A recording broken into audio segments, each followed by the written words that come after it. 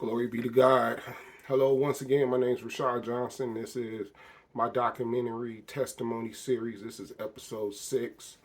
Recap from my last episode. I pretty much gave my life over to God. I went through so much depression and anxiety, and I wanted everything to stop. And going through so much hurt and pain from being with a girl named Jasmine and not able to be with her. Excuse me. I reflected on my life and I didn't like where I was at. I didn't like what I was doing. I didn't like, constantly sleeping with this female and that female, and it was not fulfilling me. Living in a one-bedroom apartment.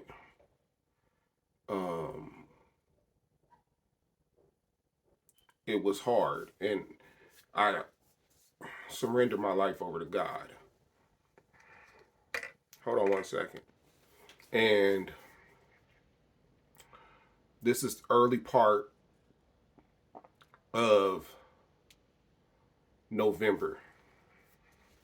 It's around November 3rd. November 3rd is when I gave my life over to God of 2015. So I give my life over to God, and I'm in POF waiting on Jasmine to come back, right? And I'm telling myself I'm just gonna have fillers. I'm just gonna date females and until she comes back. Someone I can have a conversation with or go out on a date. And I'm having all these women hit my page up.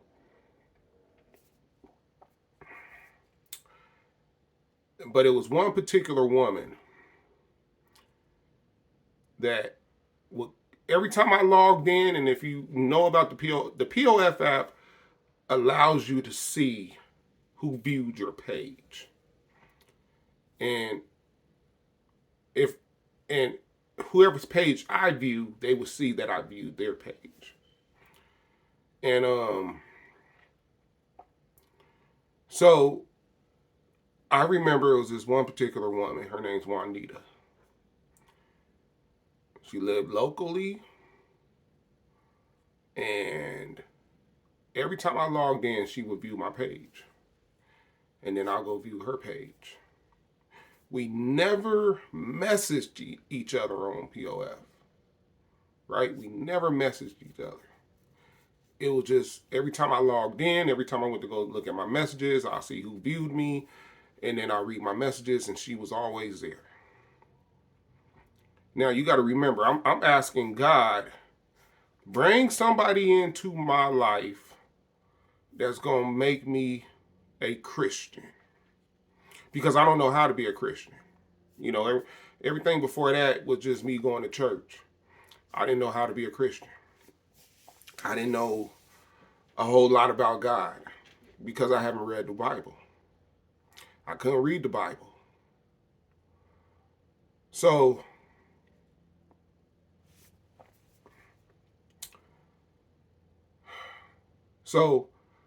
I remember this girl came over, and she was a cool little girl, cool woman. Let me not say little girl. She was a cool woman. She came over.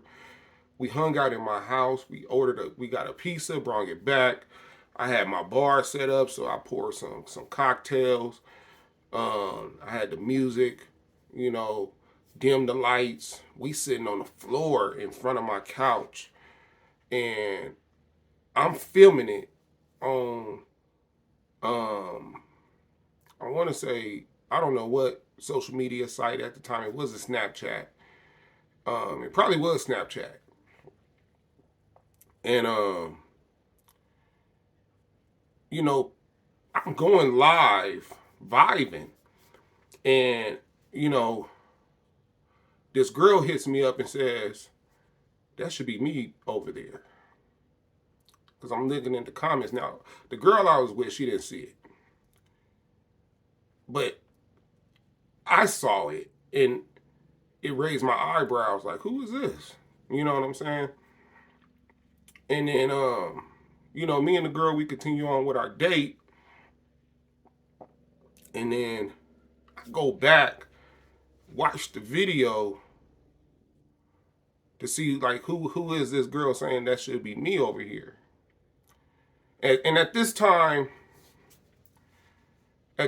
people, and I'm gonna go back a little bit. I'm gonna rewind back my time with Jasmine.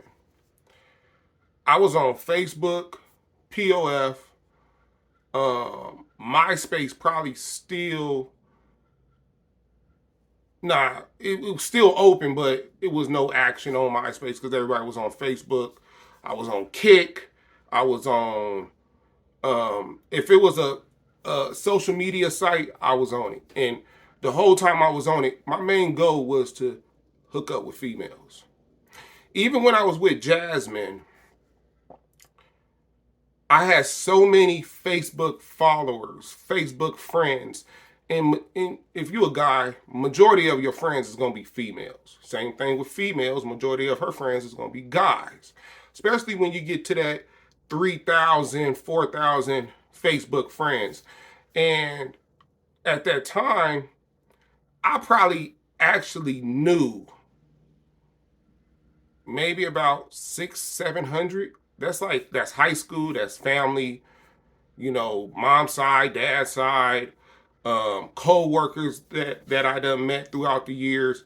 That's how many friends I actually, everybody else was like social media. And I was the type of person, if I had got a friend request, I'm gonna accept it. If it was a female and she was pretty, I was accepting it. If it was on Facebook, that's what it was. I didn't really care. To the point, during my time with Jasmine, I would post selfies or pictures of myself, and what she called it, I was fishing for likes. I had a problem. I wanted attention because I wasn't getting the love that I wanted. I wanted attention from all the females. It felt good to get those likes. It felt good to get those hearts on my Instagram. It felt good to post a picture of myself and somebody is acknowledging it. And it got to the point, like, I knew who wanted to know more about me based off where they're following me from and what I'm posting and what they're liking and what they're saying in the comments. I could have said the sky is blue. Whoever wanted to deal with me, they'll reply and say, yes, it is. You see what I'm saying? And I would be able to filter who out and know who I want to talk to next and who I want to deal with next. And it was just, that's how it was. I was an attention grabber. I wanted the attention. And by the time, and that was earlier, that was like 2013, 2014, by the time 2015 came, I didn't seek the attention like that. But I had a problem. I would change my profile pic every week just for the attention. If I made some food, I want to post that. If I whatever furniture I got, my car, whatever, I'm posting it because I was seeking attention, people. I was seeking attention. And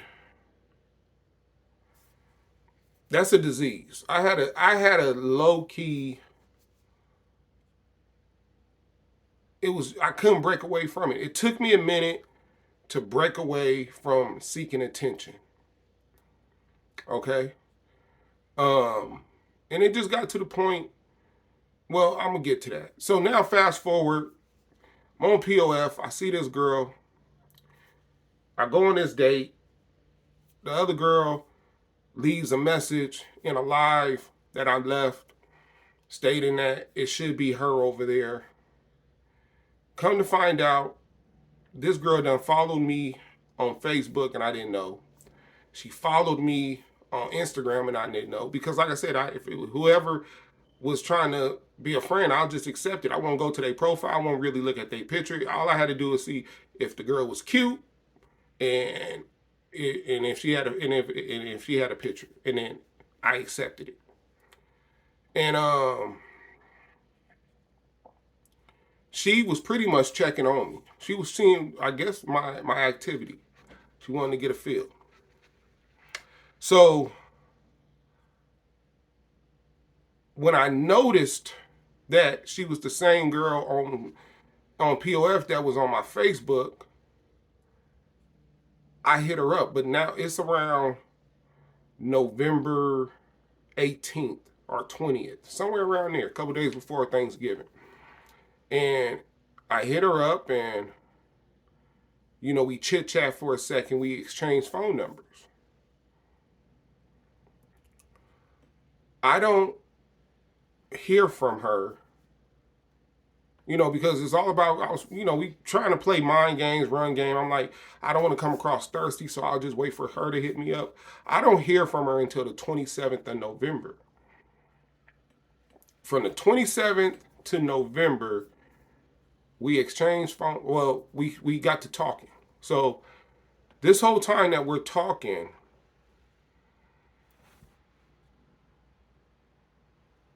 and I haven't heard from Jasmine, right? I haven't heard from Jasmine. This whole time that I'm talking, we are like talking all day, every day for like 8 hours straight. Like, I got the earpiece with the string. I'm at work. I'm talking, working. She's at doing the work that she does. She's able to talk on the phone. She's talking to me. We literally are talking like 6 to 8 hours a day. And we was talking about everything. We was talking about, relationships, love language, everything. But the one thing we did not talk about was God. We didn't talk about God for some reason. We did this, and we set up a date for like November 15th. December 15th, I'm sorry. December 15th, we set up a date. Hold on one second. We set up a date. Now, I'm at the post office, and I'm hearing rumors that they're about to convert people over from PSEs to full-time employees, right? I'm gonna show you how God works. Okay, so it's about to get real serious now. So where the location I was working at, I'm still a PSE, still working 6 12-hour days. They started giving us 2 days off, right? So, no, yeah, they started getting us 2 days off during the week. So we will have one like on Sunday, and then we'll have another one like during the week. So this particular, I'm, but it wouldn't be everybody. It would just be one person at a time, right? So I'm assuming that my day off is on this 15th um, of November. And if I went back to the calendar, I could probably give you an exact day it was. But I remember waking up. We set up a date. We were supposed to go. We were supposed to meet up for breakfast, then go out to drive all the way out to Pasadena to this movie theater where they got beds and you can just relax, and they bring the food to you and everything, right? So I'm trying to be impressive, and that was the date, right? And then after the date, we'll go out and get something to eat. So I'm trying to make a full day. That's what I was always good at, is a full date. Not just we just gonna go out to eat and that's it. Like I'm trying to make an impression on this person. So I wake up that morning and God tells me you have to meet this girl. Which was funny, but he's telling me you have to meet her. So I'm like, okay, no problem. I'll go meet her. I don't know why, but I'm just thinking to myself, like, okay, I'll go meet her. So then I get a phone call from my employer. I pick up the phone. I'm like, yeah, what's going on? And the supervisor at the time, she tells me, where are you at? I'm like, oh. I tell her, I thought I was off today. I'm in San Diego. Even though I lived in Highland, I tell her I'm in San Diego. And the only reason why I tell her San Diego is because that buys me some time.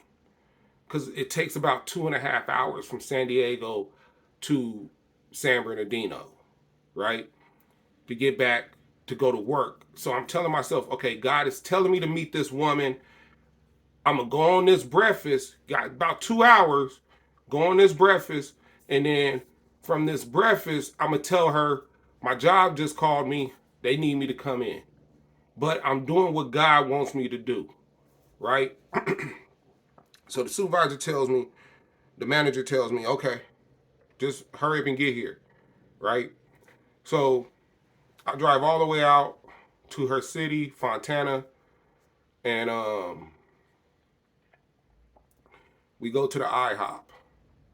And it's funny because she didn't tell me what kind of car she was in. She didn't tell me if she got there or not, if she was already there. But for some reason, I get out my car and I stand on where the doors is, but off to the side, and I'm already looking in the direction she's gonna come from. But I don't know where it ain't like she said I'm in this type of car, whatever. She gets out, we lock eyes. She's coming up, we're smiling, because we done talked for almost 2 weeks, nonstop. Haven't met. Only stayed 10 minutes apart on the freeway. And this is our first time meeting each other in person. So we already have a connection because our conversation was very strong, right? We talking 6 hours. We on the, you hang up, I'll hang, no, you hang up. We on that level of conversation. We literally talking to, when I didn't have to go in, and we talking all the way to the end of the night, and I'm, you hang up, no, you hang up. I'm 38 years old. We talk about who hangs up first, right? So she comes, I give her a hug. We hug each other. We go in. We go inside the restaurant. We sit at a small table. So it's a chair on one side, a chair on the other side. Like I said, me and this girl had, our communication was at top level. So I already know we're going to have a whole lot to talk about. Waitress comes. She gets her a tea. I get me a water.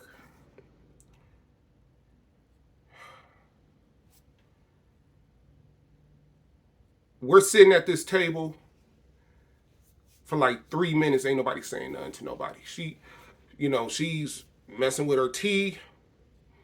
I'm twiddling my thumbs. I'm messing with the straw, with the lemon, with the water. Ain't nothing being said. Nothing. Other than us giving our orders to the waitress. We have not said nothing to each other.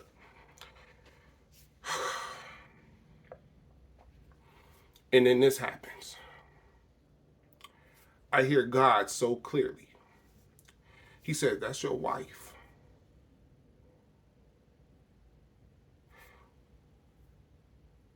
When he tells me,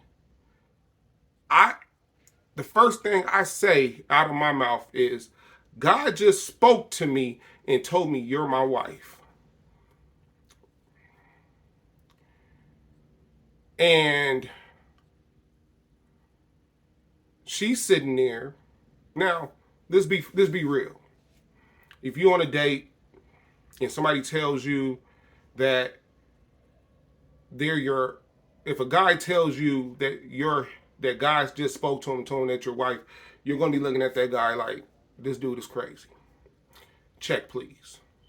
Nah, not her. So when God tells me, he says, that's your wife.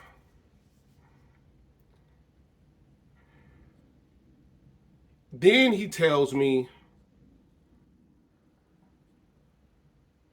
y'all, and I'm telling, when he tells me, I'm saying it directly, it's coming out my mouth. And I say, he tells me, and y'all can't have sex. When he tells me, I'm saying it to her now, that ain't me. Every female that I mess with, pound town. It's gonna happen eventually. It could be first night, first date, maybe the first week, but it's gonna happen. It's gonna go down. So for me to say this, I can't believe what I just said. I immediately pick up my cell phone. I call my cousin LeBray. My cousin LeBray stays in Portland. She's on the other side of the table. She's looking at me. I call my cousin. I'm like, LeBray, God just spoke to me. He's like, hold on, what you talking about? I'm like, God just spoke to me. I'm on this date. He said I couldn't have sex. I'm saying it just like that. It don't even make sense. I said, you know what? I'll talk to you later. Hang up. Boom. God says,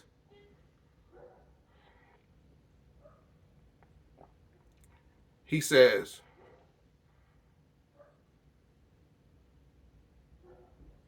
hold on. When I hang up, I excuse myself. I shoot to the bathroom. Why do I shoot to the bathroom? Because I just heard God speak to me.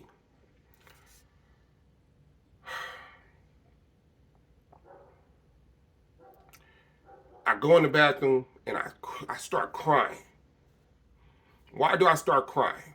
Not because God just spoke to me, because God just told me that woman outside is my wife.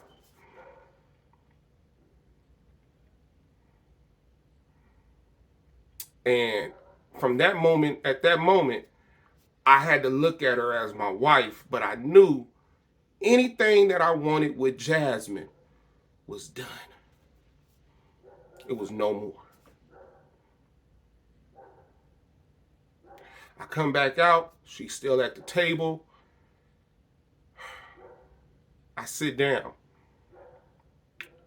She tells me, I got something I need to tell you. I said, what? She said,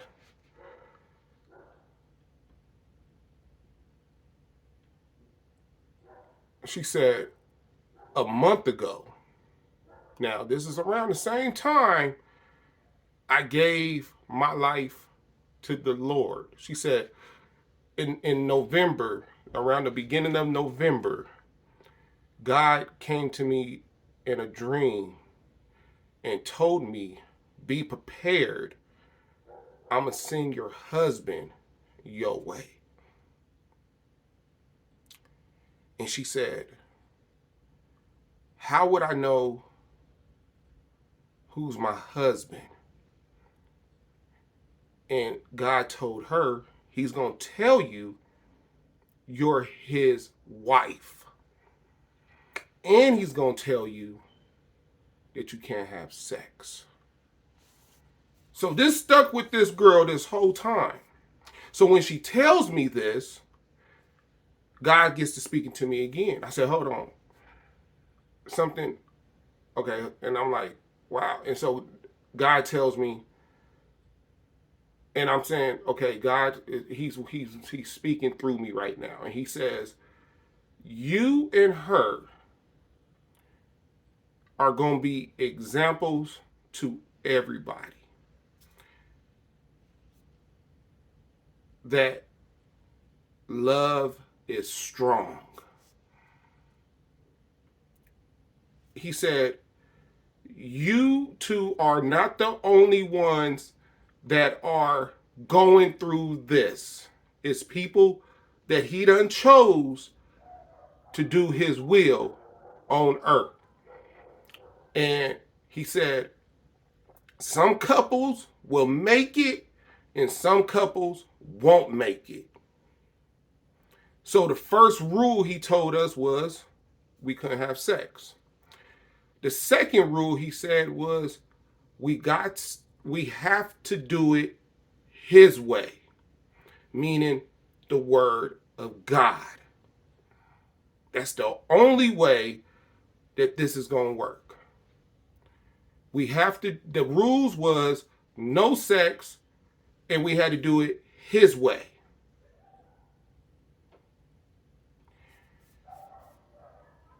So from that moment on this first date, I looked at that woman as my wife. God didn't say, I'm going to bring you your wife, fill her out, go on this date, let me know how you feel, and if you want to be with her, I'll make it work. No, he said that's your wife. So at this time, I get another phone call because now it's you know, no. So we continue with our date. We drive all the way out to Pasadena. We park the car in the parking structure. I get another phone call. It's around noon. It's a little bit around noonish.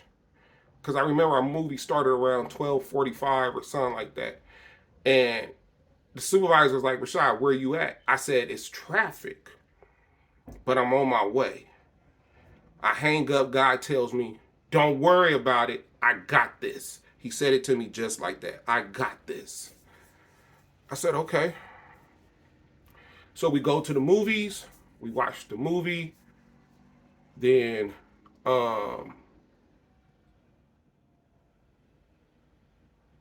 we leave. We walk around the downtown area, and it was like we was husband and wife. We're holding hands. This is around Christmas time, so you know they got the mistletoe. We under the mistletoe. We kissing. You know, we going to different boutiques and antique stores, and we just looking around, and the whole vibe felt right. She felt like my wife. We go to Cheesecake Factory. We're talking. She's eating food off my plate. I'm eating food off her plate. We're doing what married people do, right?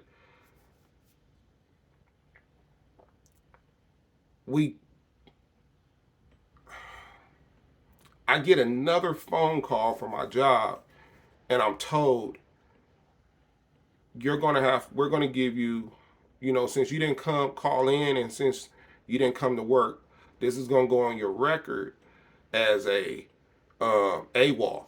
Now, you don't want to have an AWOL at work, okay? I'm a PSE. I'm not a full-time employee. I'm a PSE. So my job is on the line, right? My job is on the line. And I'm just saying to myself, God told me to meet this woman. He told me that this is my wife. If I don't have my job, he must got something better for me. So I'm going to leave it as that, right? So I go all the way, we go back home. And for some, I had two house keys on my key ring, because remember I had people that lived with me, right? So I had the spare key on my key ring too. I give her a key. No. I'm sorry. I go home that night. The next day I see her. I give her a key to my place. I give her a key to my apartment, because that was my wife, right? So, but like I said, God gave us rules. No sex before marriage. Do everything his way, which is by the word of God. And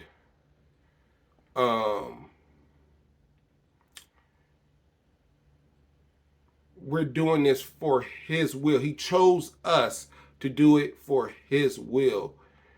This was our purpose, right? This was our purpose. We was not the only ones that God told us the same thing. And it's other couples spread it out the world that are going through the same thing.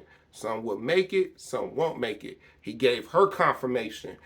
God gave her confirmation that I was her husband, based off what God told her what I was going to say. That I was her husband, and we are not supposed to have sex. Okay? We at the 30-minute mark. I'm gonna go ahead and continue on episode 7. But thank you. I'm out.